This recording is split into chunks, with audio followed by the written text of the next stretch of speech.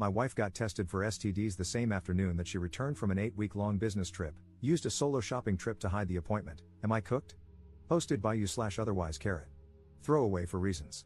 My 28M wife, 26F, is a great person, and we have always gotten along. We have been married for almost 2 years and have been together for 4.5 years. We are in a monogamous relationship and have both had several partners prior to our relationship. Every year, my wife goes on a long business trip, typically about 2 months. During this time, communication over the phone and email can be difficult, contingent upon the technological issues where she works. She really enjoys her work during these business trips and usually comes home feeling fulfilled and excited about life. Normally, when she comes home, she takes a day or two to rest and overcome the jet lag, 28-hour travel time and 21-hour time difference. In the following days, we tend to spend lots of time together, segs, dates, cuddling, catching up, etc., because she's been gone for so long. This year, she came home as her same excited self after having had a great trip. In fact, she seemed so excited that she wanted to work on some projects but needed to go get materials from the store. About 3 hours after picking her up from the airport, she said she wanted to go shopping for her craft project and that she would likely spend several hours out shopping. She really emphasized how much time she would need, many hours. I thought this was a little weird, considering she had just come back from a 28-hour flight, hadn't slept, and usually isn't the type to spend more than an hour or two shopping. But whatever, it's fine. About 5 hours later, she came home with a single bag of craft materials. I registered this as strange but didn't really think much of it. I chalked it up to her taking a lot of time to carefully select her materials instead of bulk buying. Over the next few days, she didn't really go through the usual jet lag phase and stayed distant. I thought that was weird but ended up giving her space and just focused on school. About 2 weeks post-return, we still hadn't had sex, despite my advances and lightly prodding the issue, getting it I'm just feeling off and don't feel like it. I found that strange since she is usually a 3 to 4 times a week kind of person, and we had been exploring some new kinks prior to her trip, which we had talked about rekindling once she returned. The first few times she didn't reciprocate my advances, I didn't think anything of it. We've always had a very open no policy and are attentive to each other's needs, whether it's time, tiredness, not feeling it, or needing it now. However, after 2 weeks, the combination of her distance and lack of intimacy felt really off. Over the weekend, she met up with her girlfriends for a day out. During that time, I snooped on her computer.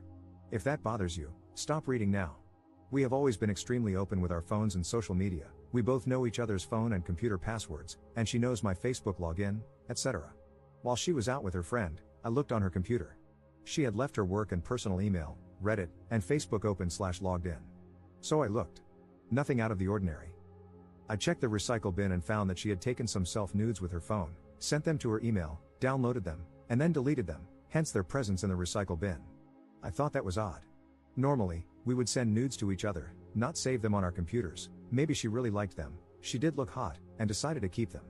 This got my gears turning because she had been really disinterested in sex since returning but was taking nude selfies in lingerie.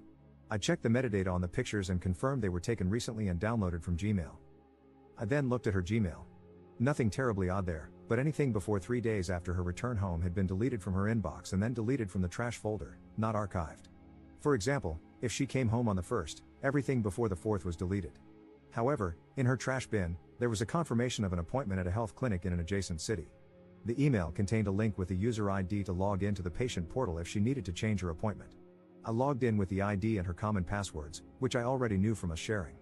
The portal was mostly empty but showed that she had scheduled and attended an appointment the same afternoon she got home from her trip. The portal allows you to request records from visits, so I did. The records were delivered to the portal about 30 minutes later. She had gone in for STD testing 5 hours after returning home from an 8-week business trip. To summarize, she got tested for STDs while saying she was going shopping the day she returned from an 8-week business trip. She concealed the fact that she was tested, didn't leave her phone number or address at the clinic, carefully deleted emails related to the clinic, and made up a cover excuse to go out. She has been super distant with me, though very engaging toward friends and coworkers, and has avoided sex. She says she's not interested in sex but has been dressing up to take nudes.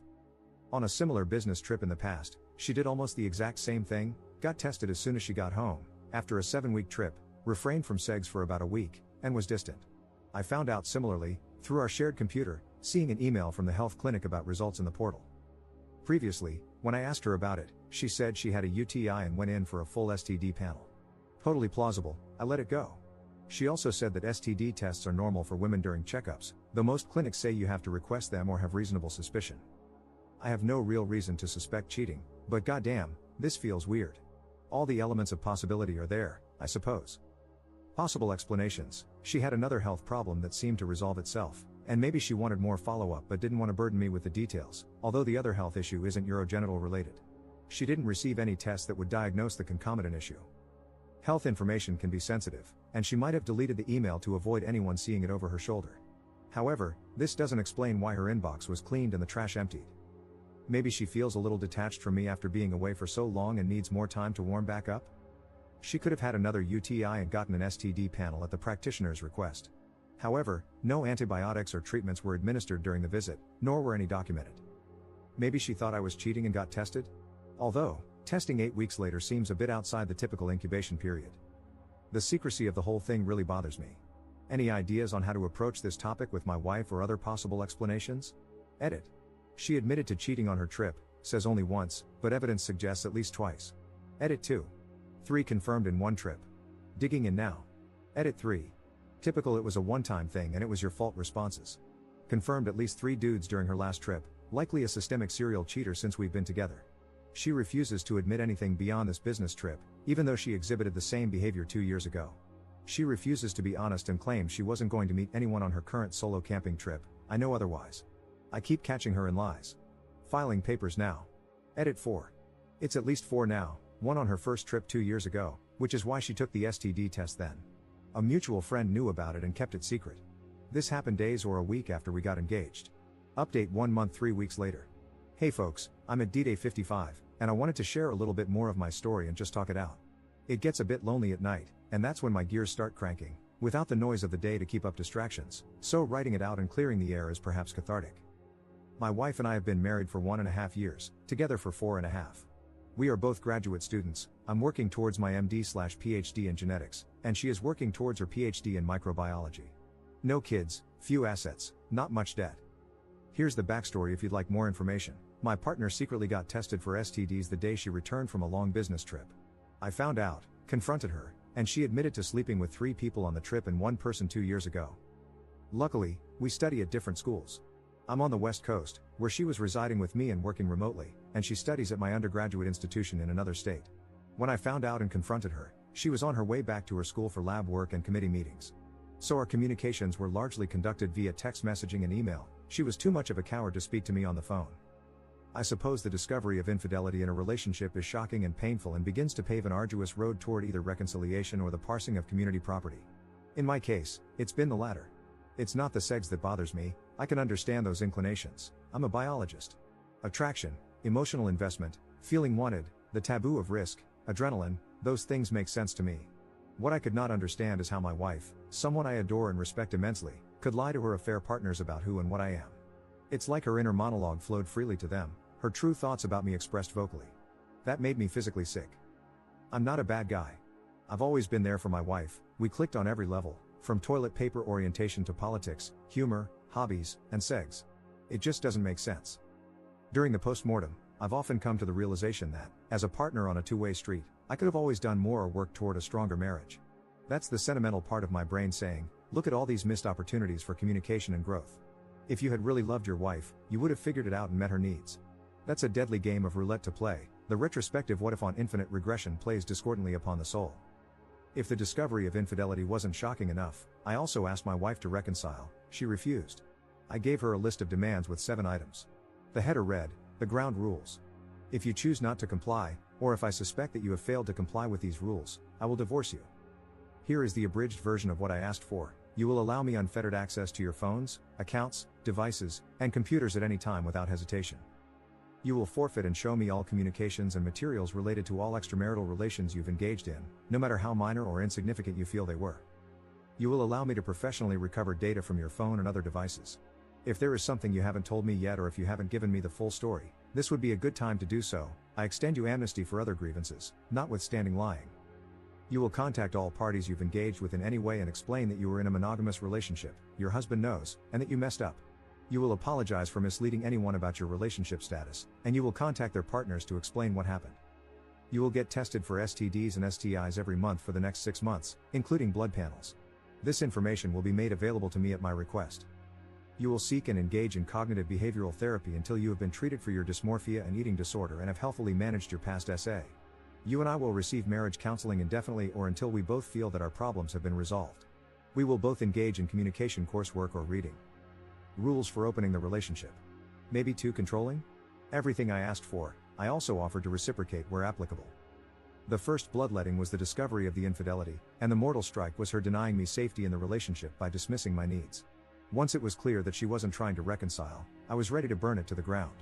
I threatened to contact her affair partners, contact their significant others, file professional misconduct complaints, one of her partners was her physician, contact her research board about misconduct, and inform her direct bosses, people whose reputations could be jeopardized by her actions. She freaked out and suddenly became extremely receptive to what I was asking for, begging me not to ruin her career, begging me not to tell anyone. I felt bad, apologized, and told her I wouldn't do that. By then, she had already gone to her bosses and conveyed some truth-trickled story to them. I obviously added a lot more pain to the situation by playing that card. This was almost a month ago.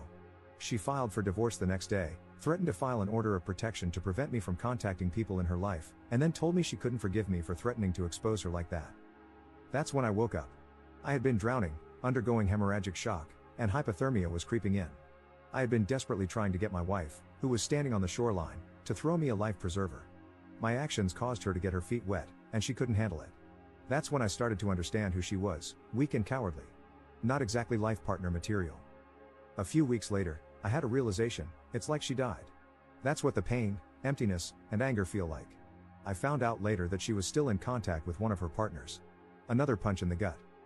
Anyway, that's where I'm at. I applaud you if you made it this far. Our divorce is underway and will hopefully be resolved cleanly. For the time being, things here are quiet, empty, and lonely. My schoolwork has suffered, and I'm thinking about taking some time off to process everything. Thanks for listening. Op comments 1 month 2 weeks later. Gave her a list of demands. Harsh. I asked for monitoring, transparency, an end to the relationships, mandatory counseling, and even offered the possibility of opening the relationship in a healthy way, something we had hinted at before. Initially, she said she would work on everything. Then she did nothing for over a month. I pressed her to be proactive, nothing again. I got fed up and threatened to expose her to her multiple affair partners. She didn't like that and filed for divorce instead. Edit. I should mention that I dropped the monitoring. No one wants to babysit their significant other and constantly parse truths. I stupidly asked to reconcile again. She needed time and wanted to date other people. Best thing that ever happened to me. Don't need that kind of crap in my life.